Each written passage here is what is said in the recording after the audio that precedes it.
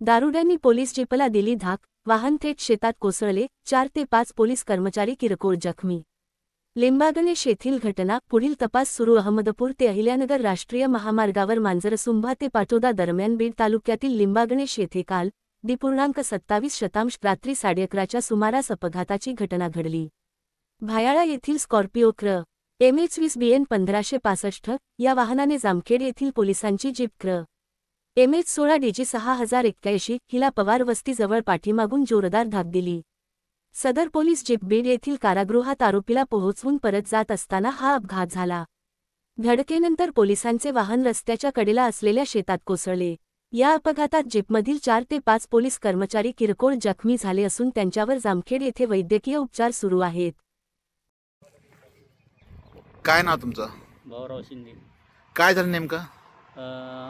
रात्री आवाज आला आणि आवाज आल्यानंतर आम्ही पळत आलो. ते पोलीसची गाडी इकडे खाली आली, आरोपी ते पोराची गाडी पुढे गेली आणि मग आवाज आल्यावर आम्ही इथं आलो. ते ही गाडी इथं आली. हे 4-5 जण होते पोलीस लोक. हां, पोलीस लोक. कुणा काय लागलं होतं का? थोडं लागलं होतं त्यांना, मुक्का मारा असं लागलेच म्हणत होते. एक जण बारगाड्याला चमकत आहे म्हणले, एक जण मांडीत चमकत आहे. कुठली गाडी नेमकं म्हणले? पोलीस लोक कुठले होते? जामखेड. काय सांगाल नेमकं?